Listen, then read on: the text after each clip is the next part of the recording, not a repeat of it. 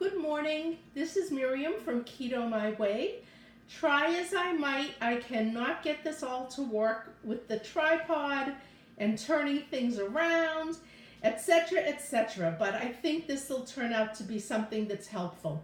So in my last videos, I was talking about column A and column B. And what I meant was column A is your absolute total.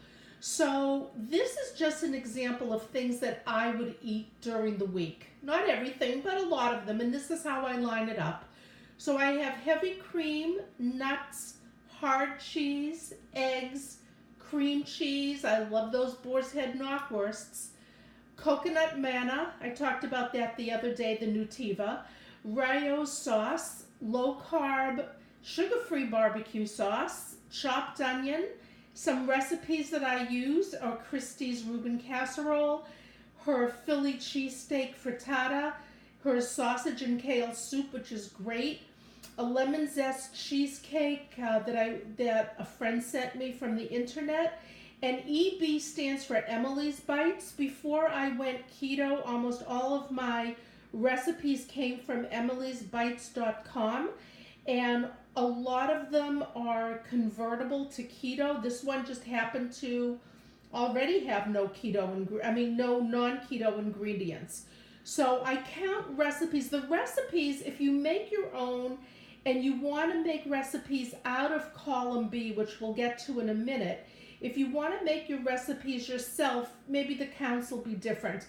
But I take the recipes that are given to, the carb counts that are given to me by the creator, regardless if they're 75% leafy vegetables or whatever. Column B, now this is the thing where this is what's controversial, because this is net carbs, and even if you don't follow net carbs as a rule, most people will agree that the leafy green vegetables and something like avocado and radishes, which is the only below ground vegetable that belongs here, can come from column B. So you can call it net, you can call it column B. So we have avocado, lettuce, radishes, green onions, celery, asparagus, spinach. And I didn't measure out the counts for cauliflower, broccoli, cabbage, endive, bok choy, arugula, mushrooms, summer squash, zucchini. Those, as I would use them, I would count them out. And you'll notice that my measurements are in cups and in ounces and in tablespoons. A lot of times as I'm doing things, I have a kitchen scale that does grams. And so I will just do it with grams, and so things might change, but these are the basic counts. So how do I combine column A and column B? Oh, funny you should ask. Look at that. Here's an example of a day. Oh, that light is shining, but that's coffee. Oh, and it's perfect that the light is shining on coffee. So this is what I might do. I have the 2 cups of coffee, and each of them I have with 2 tablespoons of heavy cream. So a quarter of that heavy cream comes out to be 2. And the A and the B stands for, does it come from the total carb column or the net carb column? So I have coffee with cream, and if I'm on the run and can't make breakfast, I will get some nuts and cheese and have that in the car on the go, or I might have it later in the morning at the office with a cup of tea or something. The knockwurst, and then I make a salad. So my salads usually, unless I'm using one of those deconstructed Greek salads from the supermarket, if I make my own, it might look like this. So I have lettuce, radishes, avocado, green onion. You'll notice those all come from the B column. And then I might have that dessert, that coconut manna.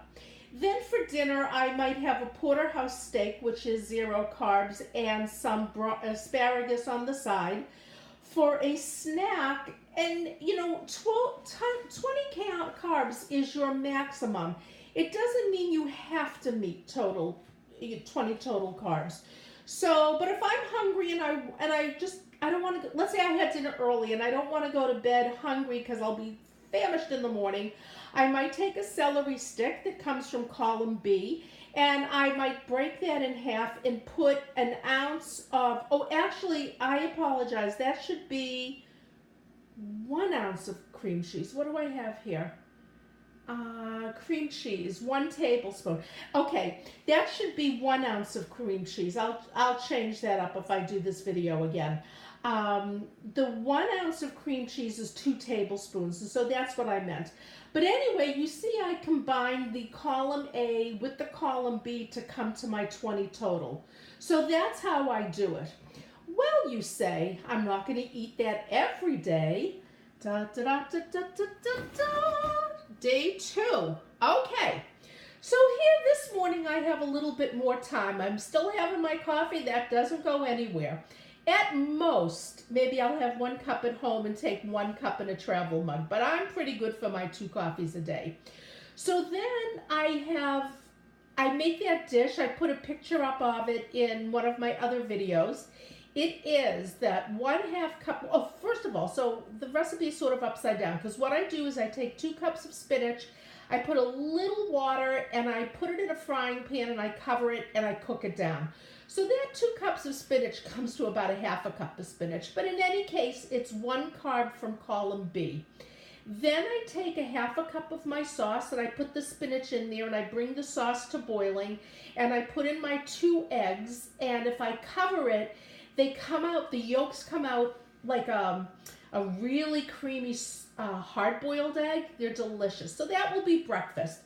Then for lunch, I might have a small can of tuna and mayo. I'm going to do another video like this on protein, because I almost died when I saw the protein count of tuna. So I have a little can. I take a tablespoon of chopped red onion, and that's from column A, because that's a root vegetable. So that doesn't come from, column B. That really you have to count outright. Root vegetables are loaded with sugar. The only exception is you will see radishes, because radishes really are mostly water. So those are all from B, is my lettuce, my radishes, my green onion, and again 1/2 an avocado, and that's my lunch. So for dinner, I might that day have a chicken thigh with skin, 2 tablespoons of sugar-free barbecue sauce. My friend introduced me to Guy's barbecue sauce. There's also a really great one that Walmart makes. And that's from A. That's an outright carb. And then I take shredded cabbage. A cup of that is 2 from column B. And if I mix it with mayo and sweetener, it really comes out like a coleslaw. It's quite delicious. If I didn't want to eat raw, I'm sorry that this is shaking. I just couldn't get this on the thing that I bought for it. I can't even think of the word. So anyway, if you don't feel like eating raw cabbage, cook it down a little bit in a little butter, and oh my God, is that delicious.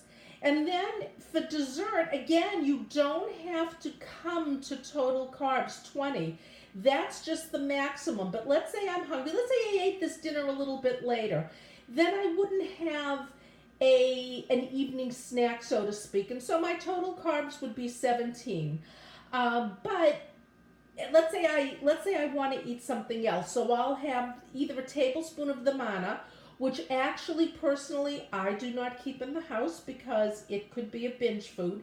But let's say I was brave and I had it at home. That makes it's very, very sweet. Oh, or you could have, one of those lemon zest cheesecake things. That's 3 carbs. That's perfect. Or I would have that celery with cream cheese. And so you can see how you can mix and match your days.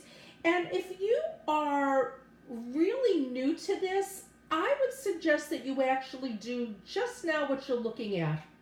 It will make things so easy, because even if you track on something like MyFitnessPal, you still have to know where you're going, because you just don't want to enter foods as the day goes on and you get to dinner and you have nothing left, which is what happened to me the other day.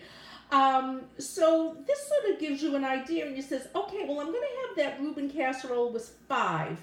So maybe instead of having the eggs and cheese for breakfast, I'll just have cheese, maybe with some celery and not even have the carbs from the nuts or something like that. And you can sort of mix and match in your mind and then lay it out and see, oh, geez, I could have an extra cup of lettuce, or maybe I can put some sauce on this meat, or maybe a little onions would spice this up for me. So I would suggest, and I'm actually happy I did this because this is helpful for me.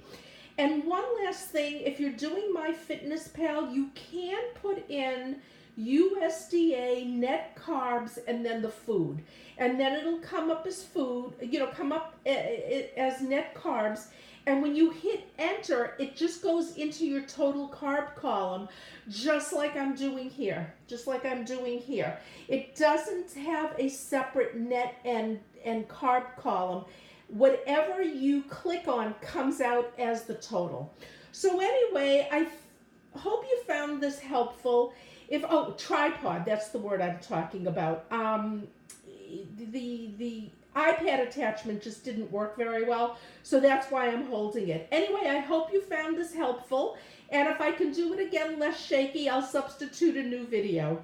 Have a great day. Come visit me, Keto My Way, on Facebook.